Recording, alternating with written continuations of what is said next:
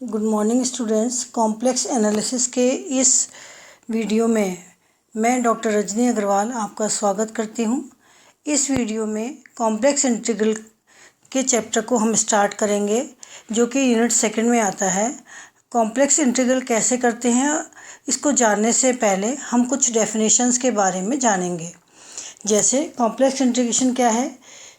यदि कोई सम्मिश्र फलन एनालिटिक है, यदि कोई सम्मिश्र फलन यानी कि कॉम्प्लेक्स फंक्शन एनालिटिक है,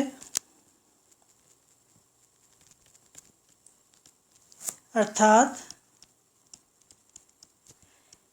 F Z complex variable Z का कोई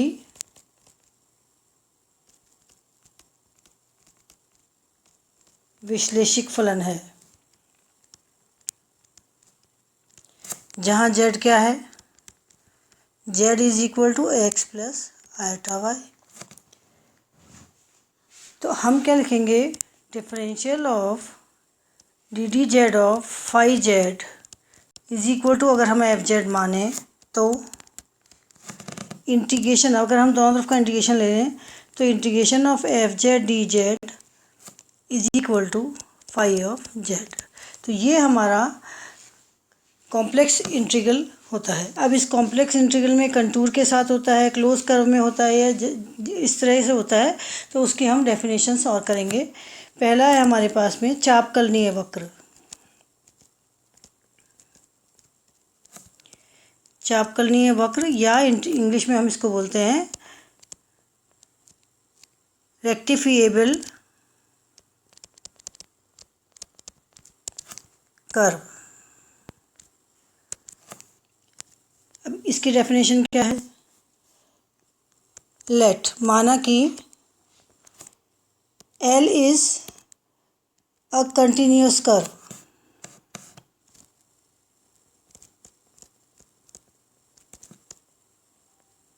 अगर L हमारे पास कोई कंटिन्यूअस कर्व है एंड उस कंटिन्यूअस कर्व की इक्वेशन क्या है हमारे पास में, z equal to X of function of t plus iota y function of t, where जहाँ की जो t है हमारा वो अल्फ़ा और बीटा के बीच में है। साथ में हमने यह भी माना कि इंटरवल हमारे पास अल्फ़ा और बीटा को हम अगर n-1 पॉइंट्स में लें, में डिवाइड करें, जो कि है t1 t2 टू tn-1 लें, तो इनके जो सब इंटरवल्स आएंगे, ये आपने रियल एनालिसिस के रीमान इंटीग्रेशन में भी पढ़ा था। तो यहाँ पर इसके जो सब इंटरवल्स हैं वो क्या हैं, tk-1 टू tk, ये हमारा इसका सब इंटरवल हो गया, जहाँ पर कि k इक्वल टू क्या है, 1 टू n है। अब इसमें विभाजित करते हैं तो इसका हम पार्टीशन लिख सकते हैं, p is equal to partition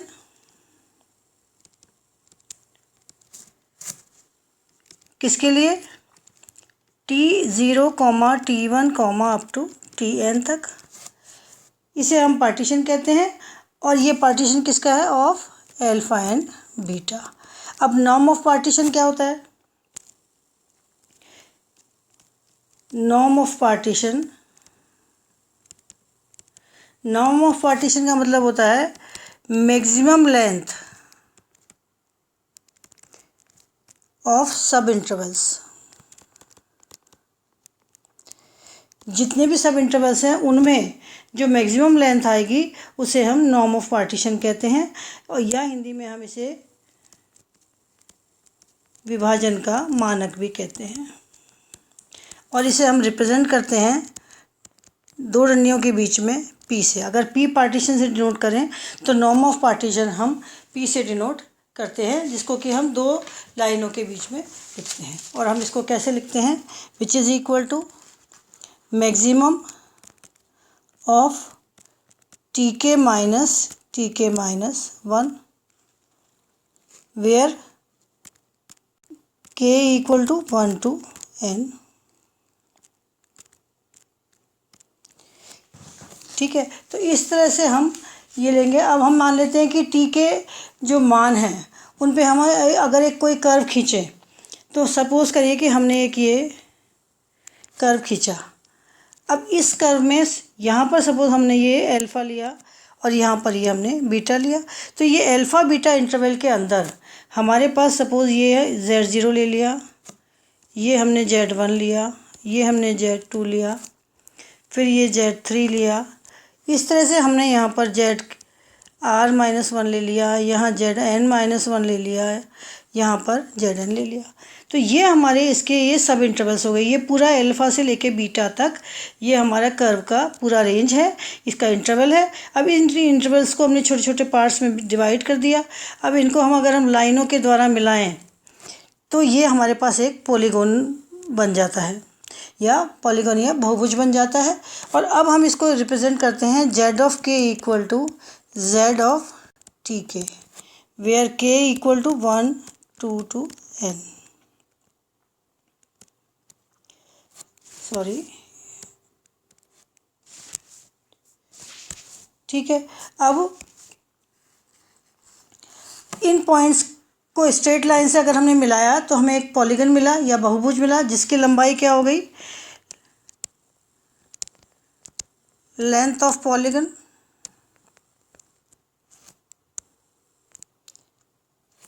is equal to summation of K is equal to 1 to n mod of ZK minus 1। या अगर हमको मैक्सिमम निकालनी है तो हम क्या करेंगे? Supremum of summation of K equal to 1 to n mod of ZK minus 1। अब विच इज़ इक्वल टू अगर हम इसको L माने, और जो कि इन्फिनिटी से कम होना चाहिए, तो यहाँ पर जो ये L है इसको हम चापकलनीय वक्र कहते हैं। इस पूरे को हम चापकलनीय वक्र को तो हम कैपिटल L से डिनोट कर देते हैं। जो इसकी वैल्यू आती है, जो लेंथ आती है, उसको हम स्मॉल l से डिनोट करते हैं। और non negative real number L है। ये L क्या है? नॉन नेगेटिव, सॉरी,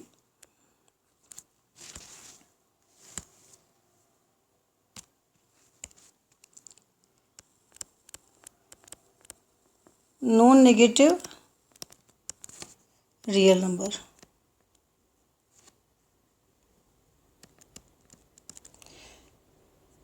इसकी और इसकी लेंथ क्या है हमारे पास में? L। अब यदि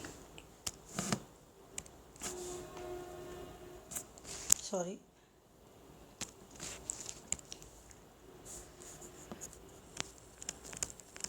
अब यदि हम क्या करें, कर्व की लेंथ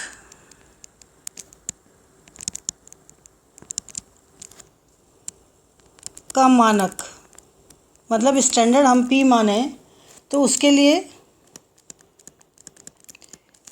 हमारे पास में क्या आएगा? Summation of K equal to 1 to n mod of ZK minus 1। अगर ये सम L बहुत बड़ा है, अगर ये बहुत ज़्यादा बड़ा है, तो हम ये जो L है, तो L को हम अचापकलनीय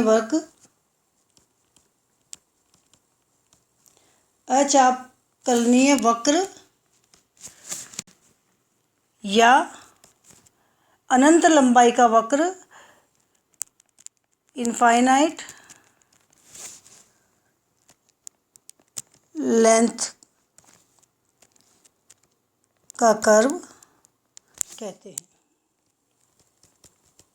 ये तो हमें चापकलनी की डेफिनेशन हुई। अब हम कंटूर की डेफिनेशन लेंगे। कंटूर क्या होता है? कंटूर एक तो एनालिसिस में होता है और एक इंजीनियरिंग में होता है। तो दोनों डेफिनेशन मैं देती हूँ। A contour is an imaginary line joining points of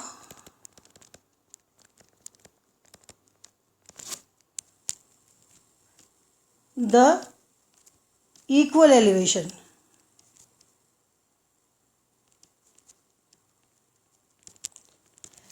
अब इक्वल एलिवेशन का मतलब क्या है? मान लीजिए कि ये हमारे पास कोई पहाड़ है, ये है। अब इसमें क्या होता है कि जो एलिवेशन यहाँ से यहाँ तक का सपोज एलिवेशन सेम है यहाँ नीचे से, तो ये जो डिस्टेंस है ये सेम एलिवेशन वाला ये कंटूर कहलाता है। ऐसे ही अगर यहाँ पर सपोज ये है, यहाँ पर हमारे पास इस पूरे की जो एलिवेशन है ज़मीन से, ये 300, ये 200, सॉरी, ये सारी 1 मीटर की है, दूसरे की सारी 1 मीटर की है। तो इन सब को सपोज़ ये 1 मीटर है, सपोज़ ये 2 मीटर है, ये 1 मीटर है।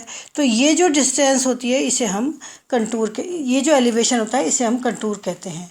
या हम एनालिसिस में जो डेफिनेशन देंगे वो क्या है? If x of sorry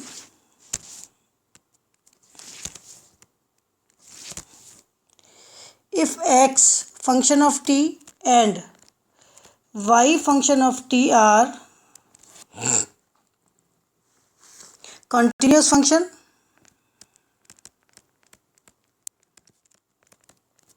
of t, then the equation z is equal to z of t is equal to x of t plus iota y of t is continuous arc in complex plane।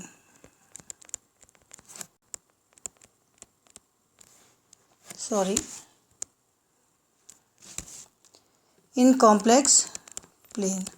तो कोई भी हमारे पास एक arc बना जो कि एक contour का मतलब एक ऐसा जगह जो कि कहीं से भी हम उसको नापें वो उसकी जगह से वो सेम आएगा वो कर्व, तो उसे हम कंटूर कहते हैं। और एनालिसिस में, कॉम्प्लेक्स एनालिसिस में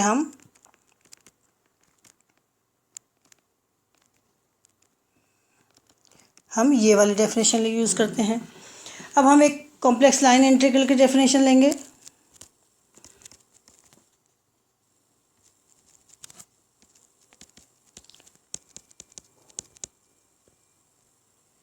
कॉम्प्लेक्स लाइन इंटीग्रल का मतलब क्या है? यहाँ पर सम्मिश्र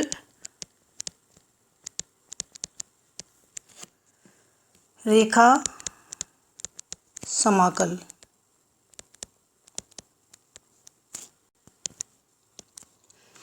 अब यहाँ पर मान लेते हैं हमारे पास में F of Z equal to summation of R equal to 1 to n, जहाँ पर की limit n tends to infinity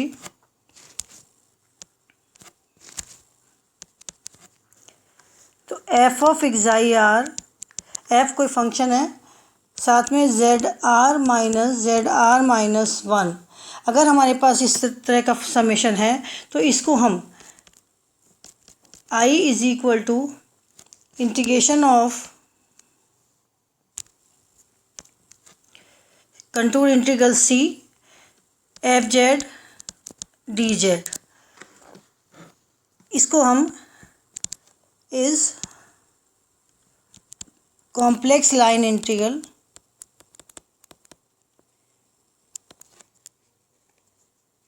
या एफ एक्स का सी के अनुदेश, सी मतलब इस कंटूर के अनुदेश रेखा समाकलन कहते हैं।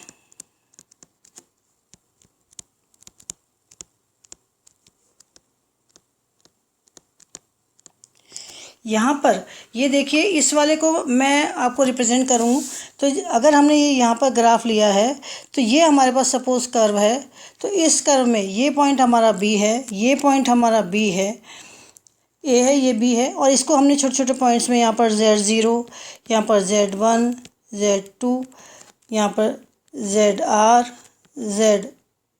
ZN-1 to ZN। तो इस तरह से हम किसी भी कर्व को अलग अलग भागों में बांट करके और हम उसको इस तरह से सम कर सकते हैं। FZ equal to limit n tends to infinity summation of R equal to 1 to n f(x(i(r) ZR-1। अब मैं आपको इसका एक question कराऊंगी।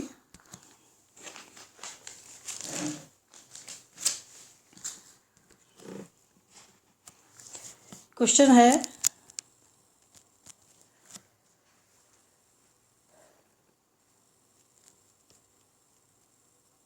using the definition of an integral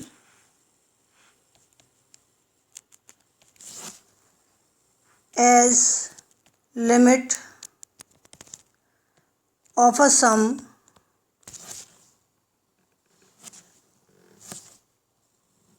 evaluate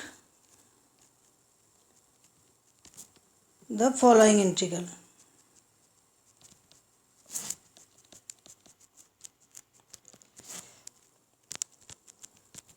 question क्या है हमारे पास में, योग की सीमा के रूप में। अब योग की सीमा के रूप में क्या था, अभी मैंने पिछली बार आपको अभी बताया था आपको, योग की सीमा वो जो FZ equal to summation of limit n tends to infinity वाला बताया था, वही होती है योग की सीमा के रूप में। समाकलन की परिभाषा से हमको ये समाकलन सिद्ध करना है। समाकलन हमारे पास में क्या है, integration of C dz, where C क्या है, जहाँ पर कि C बिंदुओं, अभी मैंने आपको बताया था पिछली बार, A तथा B को मिलाने वाली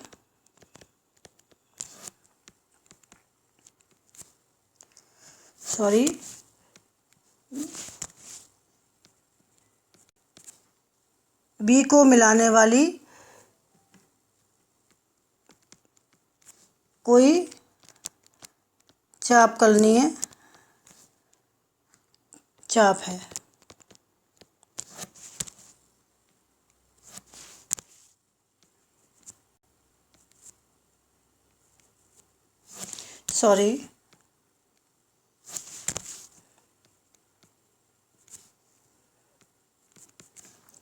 ठीक है, अब हम इसको हल करेंगे। चूँकि क्या दिया हुआ है, गिवन इंटीग्रल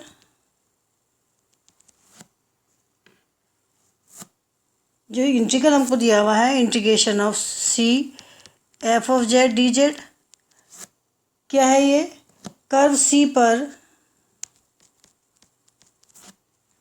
कॉन्टिन्यूस है,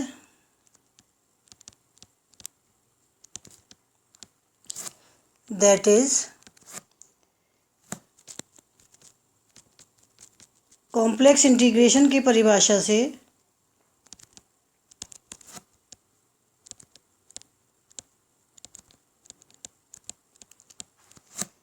integration of C dz equal to क्या हमारे पास में,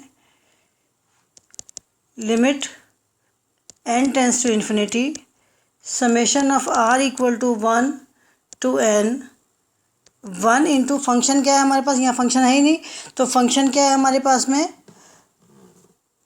ये इंटीग्रल ऑफ dz, तो यहाँ पर ये 1 है हमारे पास में, तो फंक्शन xi(r) जो था ये 1 हो गया, इंटू ZR-1। अब इस समेशन को हम खोल लेंगे, चूँकि f(z) equal to f(xi(r) equal to 1। अब हम इसको खोलें तो limit n tends to infinity Z1, पहले हम R इक्वल टू 1 रखेंगे तो Z1 माइनस Z0, फिर 2 रखेंगे तो Z2 माइनस Z1 प्लस इसी तरह से आगे Z3 minus Z2 plus and so on plus Zn minus 1 is equal to, इन सब को खोल के अगर हम काटेंगे तो ये आएगा limit of n tends to infinity. या आपने सेकेंड ईयर में रियल एनालिसिस में आप इसको पढ़ चुके हैं। Zn माइनस सिर्फ वहाँ पर रियल वेरिएबल के लिए था, यहाँ कॉम्प्लेक्स वेरिएबल के लिए था। अब हम Zn इक्वल टू हमारे पास क्या दिया हुआ है b और Z0 क्या दिया हुआ है a, तो ये हमारा आंसर होगा। तो इस तरह से कॉम्प्लेक्स इंटीग्रल के और सवाल हल करने से पहले मैंने आपको जो परिभाषाएं दी हैं उनको पढ़िए और उसके आगे भी और कुछ थ्योरम्स कराऊंगी नेक्स्ट वीडियो में। Thank you.